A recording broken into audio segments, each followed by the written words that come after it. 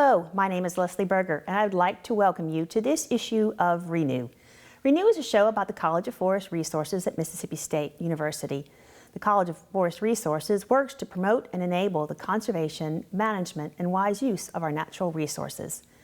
Every episode, we try to feature some different activities that are happening within the college, and this episode is going to focus on some new initiatives within the College of Forest Resources to improve and enhance the diversity of our student body and our professional workforce. Joining me today is Miss Morgan Alexander. Thank you for joining us, Morgan. Hi, how are you? Hi. Thank you for having me. I'm looking forward to visiting with you. As you know, we've known each other for a while, but you are in a different role now than when you were when I first met you as a freshman on this campus. Was transferred, newly transferred, but fresh to Mississippi State. So yeah. So what is your role now in the College of Forest Resources? So my title is Student Diversity Coordinator for the College of Forest Resources. That sounds very impressive, Student Diversity Coordinator. So what does that mean that you will be doing? Because you just started your job December 1st? Yes, ma'am. So been about 2 weeks, almost 2 weeks now. Okay. Yeah, so still very fresh. But basically that role, as you said earlier, it's a part of the initiatives that the College of Forest Resources is trying to implement to improve and increase our diversity and inclusion of students as well as the whole workforce of natural resources. And so I like to say that my job title is going to revolve around the 2 R's, recruitment and retention, right? So recruiting minorities, recruiting underrepresented students within the College of Forest Resources throughout all 3 of the departments, and then also retention, so keeping them there, making sure that they are feeling like they belong, making sure that they have access to resources that are going to help them in their academic career, but also set them up professionally as well. So you are obviously a minority in what has been traditionally a white male-dominated field. So, you know, we could speak to what your passion is for that. My passion for it is because whenever I was an undergraduate and came through the degree program that I was in, I was the only female in that program. Fast forward a number of years, and our student body, and now, in at least the Department of Wildlife Fisheries, aquaculture, is 50-50, 50% female, 50% male. But that's not the case in our Department of Forestry or Department of Sustainable Bioproducts. So we're working to that. But my passion then is I know the path that I have walked. So what is the passion that drives you?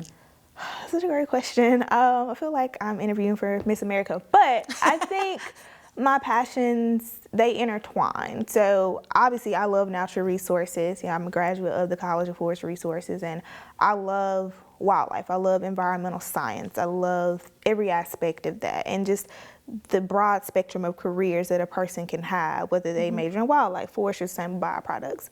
But I'm also Black. I'm also a woman, and I think that it's so very important that everybody be exposed to these options and careers and understand that conservation is for everybody, right? And we know this. We talk about this all the time within our classes and the things that we learn, that, you know, natural resources are a public trust. They don't belong to anybody, but they belong to everybody. And so my passion is making the study of conservation and natural resources as diverse as nature itself, if that makes sense. So making sure that everybody has access to know and to learn and to participate in whatever way they want to, whether it be professionally, academically, or as a hobby. So what is your path personally? What led you to where you are now? Oh, that's another great question. All right. Well, you were part of that path. So you were there for a part of it, but you know, I'm from Jackson, Mississippi, which is the capital of Mississippi. So about 2.5 hours south of here in central Mississippi. And I grew up playing outside, you know, helping my mom in her garden. So I always liked the natural world. I watched, you know, Crocodile Hunter and all those, you know, shows on Animal Planet, but I never knew that I could have a degree and a profession within wildlife. So I was a transfer student. I thought, oh, I'll just go to vet school. I'll just do, you know, biological sciences, pre-vet. And it wasn't until I met Corey Bailey, wonderful Corey Bailey, at a college fair, and he told me about the wildlife program. And I remember going through the pamphlet that he gave me, and it was as if this entire new world had opened up to me. So that's kind of what led me on that road of wildlife science. Like I said, I was pre-vet, like a lot of people, but that changed a little bit, and you know, and that's okay. But I guess what led me here, what kept me here was the classes that I got a chance to take. So being able to, go out in the field and put those things to practice, and just seeing how important natural resources is to our everyday life. Right. Right. Well, we're going to come back and talk about this some more. We're going to take a break. Okay. So I hope the rest of you will join us when we return to learn a little bit more about Morgan Alexander and the diversity issues within the within the College of Forest Resources at Mississippi State. Want a career as big as the outdoors? Want to have an impact on the environment? The College of Forest Resources at Mississippi State University delivers hands-on training, ensuring clean air and water, wildlife habitats, and a sustainable environment. Creating new wood products and retooling old ones for today and tomorrow.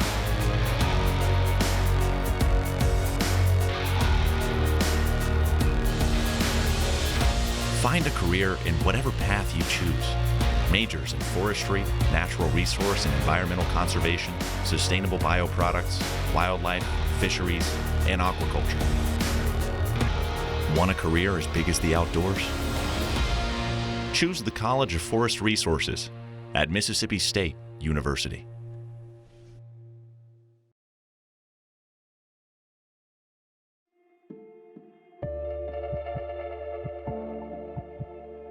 Discovery. It tells our history and determines our future. At Mississippi State University, we're digging deep, unlocking an understanding of our past, validating it. Middle East exploration by faculty and students is uncovering evidence that unravels ancient mysteries. Scholars have long thought of the biblical kings David and Solomon as mythological figures. Our research offers evidence that supports their existence, boosting MSU into an international league of experts on archaeology. Now we're changing the way people think about the past, opening up new possibilities of understanding for future generations. Digging deeper, learning more. Welcome back. We've been visiting with Ms. Morgan Alexander about some of the diversity initiatives taking place in the College of Forest Resources. So Morgan, before the break, you were explaining about how you grew up in Jackson and that experience that you had with your mom working in the garden, and television shows that you watched were really informative and formative in your path, even though you didn't necessarily know that there was such a thing as a career in wildlife or a career in forestry. So not everybody has a garden in their backyard, or a family that gardens, or has grown up and roam in the woods like I did growing up, or playing on a farm. So how do we overcome that connection barrier, that disconnect that young people are increasingly growing up in neighborhoods and in urban environments, and expose them to some things that might make them interested in this career field? Yeah. This is a great question. I don't know if there's necessarily a one answer, but I try to find one, like the one size fits all. And I think the first thing is meeting people where they are, right? So like you said, we grew up with trees in our backyard, with a pond to fish in.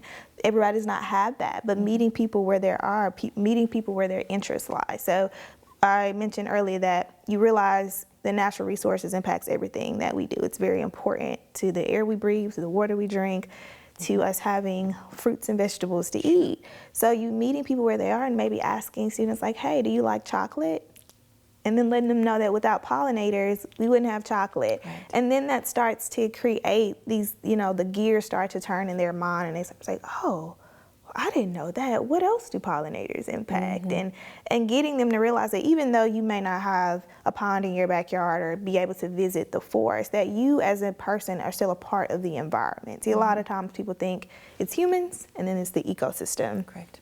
But we are a part of that. And environmental science is, we can go into the proper definition of what ecology is, but the reality is ecology is the study of the interactions of the natural world, and that everything has a place and a purpose. And so letting people know that no matter where you come from, no matter who you are, that you can have an impact, and you do have an impact on the natural world is very important. So meeting people where they are, finding out what their interests are. Some people, like plants, but they don't know that they could possibly start a garden in their own home. So Right. finding ways to educate people on what they can do where they are, and also creating green spaces where they can within their own communities. Getting people outside is very important. I go back to the old school thing, just get people outside. Right. Get the kids outside, let them play. Right, but you know, fear is a big part of the reason why people aren't necessarily engaging in the outdoors. They're afraid of the animals, they're afraid of the birds. I saw a TV show, guys were afraid of frogs. You know, they were cleaning out a swimming pool and they pulled out a frog and he took off running. So, you know, fear can be a strong motivator. How do we overcome that? Education. All right, and that's with most things. People are afraid of what they don't know, and so the education that the frog is more afraid of you than you are of it. And assuming that it wasn't a poisonous frog, then you're probably fine. You know, wear some gloves and you're probably fine. But just educating people, and we have human-wildlife interactions all the time, you know, whether that's a bird flying over you making noise, or singing in the morning, or you happen to deal with a raccoon in your trash can. But educating people on what that interaction is, why those animals or why those species are doing what they're doing. And a lot of times you'll realize that they're just like humans, right? Raccoons like free food just like people do, all right? We love free food. So educating them and letting them know that the things that you are afraid of are actually, if you have the proper skills, if you have the proper interaction techniques, then you don't have to be afraid of those things. That's right, and that's a really important point to be making. So we don't have just a whole lot of time left, and you and I could talk about this for all day, for hours. But I do want to ask you, what are your next steps here? Next steps. Next steps. Next steps. We're gonna complete the week, but the next steps are right now where we're in the process. Like you said, I started December 1st. So my next steps, or what I'm currently doing, is working on plans and programs that we can implement starting in the spring for our current students, our students that will be coming in the spring, and our students that will be returning, as touch points, ways for them to engage with one another, helping them through their academic classes, helping connect them to resources here on campus that really support the holistic student, right? The whole student, and also making sure they have professional development opportunities. As far as recruitment goes, that's going to be a little bit tricky because we are in going in part two of the recruitment cycle. But yeah, so working on ways to get out in front of students in their high schools and their communities, exposing them to what natural resources are, educating them, and just breaking down those barriers and meeting people where they are. Well, I'm really excited to have you working with us. I enjoyed working with you when you were an undergrad. I'm really going to enjoy working with you as a professional. I hope the rest of you have learned a little bit more about some of the efforts and the passion that's driving this really important work in the College of Forest Resources. I've been your host, Leslie Berger. Thank you for joining us.